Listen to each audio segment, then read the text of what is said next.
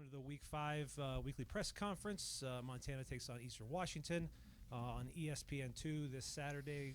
Coach Hauk, joined by Robbie Hauk and Malik Flowers.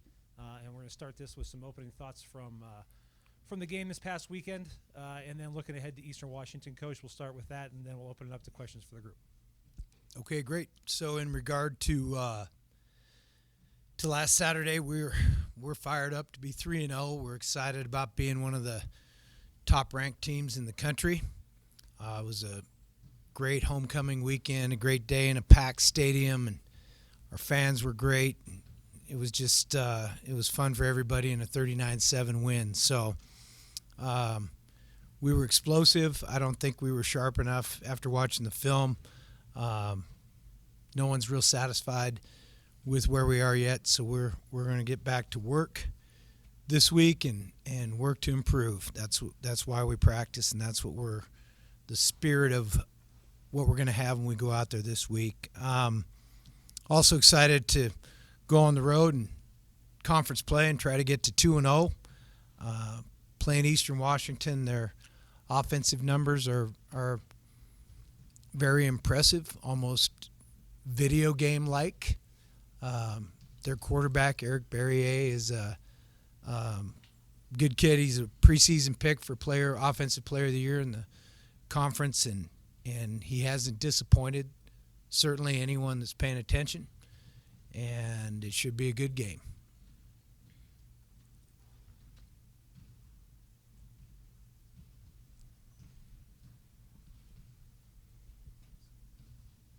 Bobby, what will be the keys when Montana's on defense and Eastern Washington's on offense? What specifically does Barrier add that makes Eastern hard to slow down?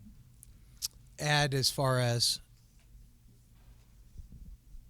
What skill set does he bring to the table that puts pressure on defenses?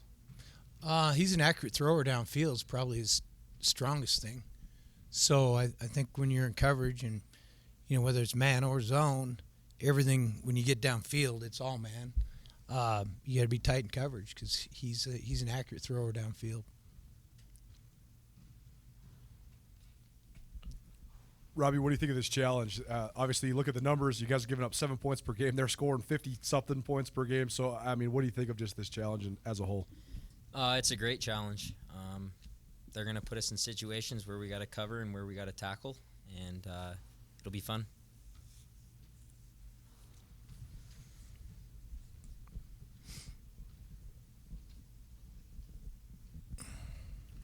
Hey, Bobby, you said after the game on Saturday you guys weren't sharp on offense and you had to go back and figure out why. So when you watched the film and sat down with the coaches to talk, what sort of reason did you guys come up with? We weren't sharp. We didn't execute very well. We let guys off. It's just simply getting 11 guys to do the right thing and not having breakdowns.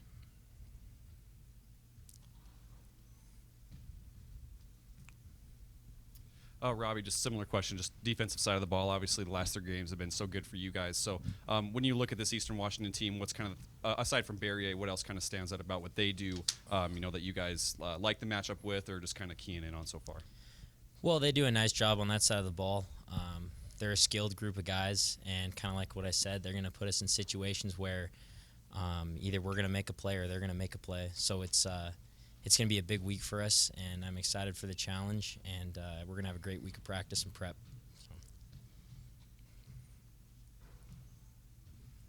And just kind of one more on the defensive side of the ball. What have these last 3 games been like? Just the run you guys were on, scoreless-wise, turnover, sacks, all that. What was that like for these first 3 games? Yeah, it was a lot of fun. It's always good when you're playing good defense. Like I've been saying to everybody, on the defensive side of the ball, we hold ourselves to a high standard. And when you do that, you're able to play stout defense, and kind of like Coach was saying last week, I don't think we got to that standard, so it'll be good to get some corrections in this week and be sharp throughout our preparation for East Washington.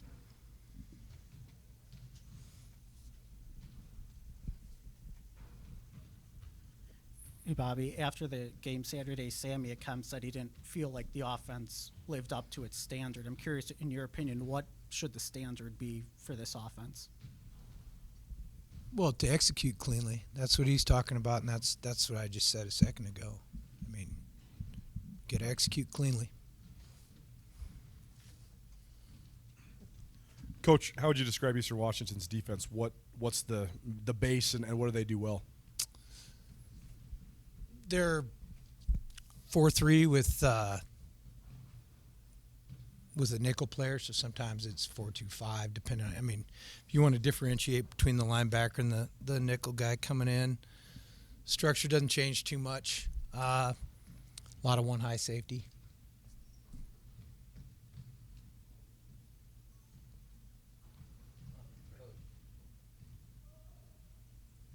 Coach, I was just curious if you had any feelings about Eastern's red turf they have down there. No, I don't. Okay.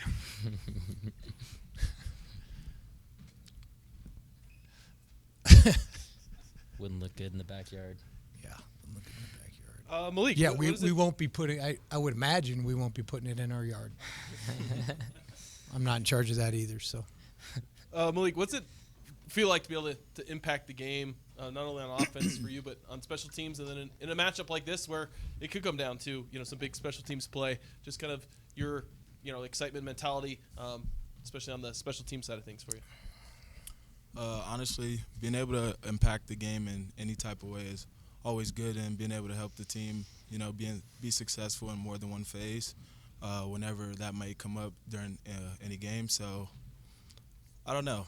Going into this game, as Coach was harping on, just kind of executing things, whether that's on offense or on special teams, just being in the correct schemes, having a right blocking assignments, just executing things fully. So I feel like if we could do that this week, and I feel like that would be the point of emphasis this week. So if we could do that, we'll be good going into the game this Saturday.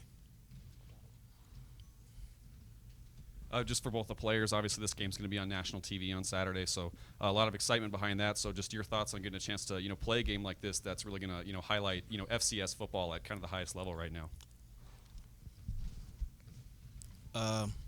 Honestly, it's always nice, getting a little bit more exposure. But at the end of the day, for us, it's a game. We want to go out there, execute the best way we can. Showcase our team in all three phases. And I just feel like if we could do that, no matter what stage it's on, it'll be good for our team. So I feel like we'll go out there and do that. So we just got to focus this week and get ready for the game.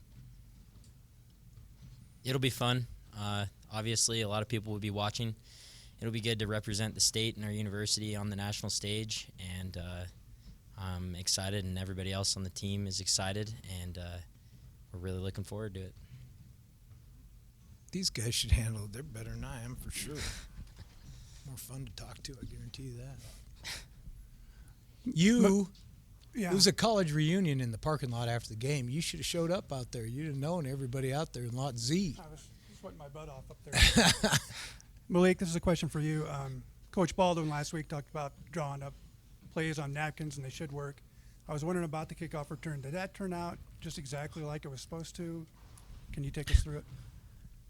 It sorted perfectly to a T. After watching it all week, watch how it sorted, and then watching it in the game, it was perfect.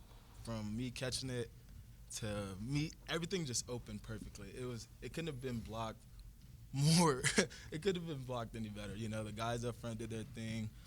Sosa's the off returner. He made the hole for me, and I just hit it how we have been doing all day in practice, and I was glad we could get it in the end zone, honestly.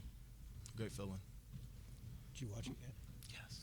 Malik, on that note, a lot of times the guy who with the ball in his hands gets a lot of credit, but there's so much schematic, so much execution that goes into a kick return. So what do you think of the kick return unit and how they're opening things up for you? I feel so confident with them blocking for me. I feel like they could find a seam for me. All we need is a seam, and I feel like they block it really well. We've been together a while, and it's just starting to execute. And I feel like if we get some more opportunities, we can make some more big-time plays on the special teams unit.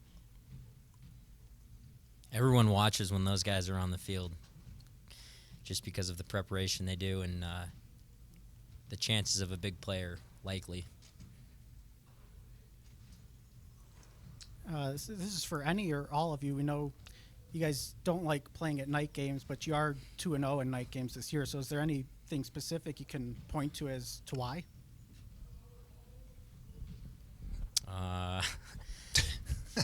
I don't know. Probably They're just, college guys. They don't wake up till 5 o'clock. I'd say routine. We stick to a tight schedule through what we call the final 48 of the game. And, I guess one positive about being on the road, playing on night, is there won't be many distractions. We'll all be in the same area and all on the same schedule. I want to follow up with you, Robbie, about that. Oftentimes, the chance you guys have to watch the game the most is when special teams is happening. Mm-hmm. So what did you think of Levi Janicaro blocking the punt? Because he's a guy who's put in a lot of work, and that was kind of his first moment there. Well, it was awesome. I was just jogging off the field, and all of a sudden, I saw just the end of it because we were coming off the field, and then I hear the thud, and I see everybody scrambling for the ball in the end zone. But it's great. I love watching the special teams units play because they work as hard or harder than anybody else on the field. Specifically Levi, I think he's an awesome teammate. He's a hard worker, and I'm just happy for him and that entire unit to make a play. It's something we talked about all week, so it was awesome to see us get a score in that unit.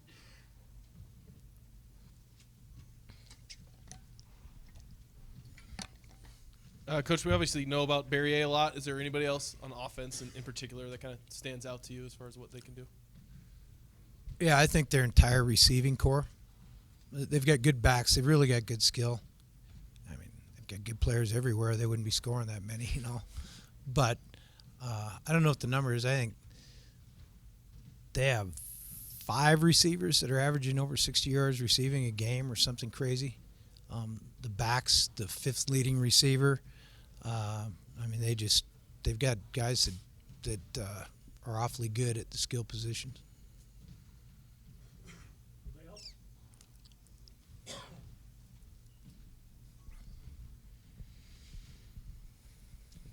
When you mentioned their receivers, obviously your cornerbacks are going up against them. That's a group you guys have reworked and brought some transfers in. How would you evaluate their play through 3 games? Our corners. I think it's been good. We've only given up 14 points, so they're doing pretty good, I think.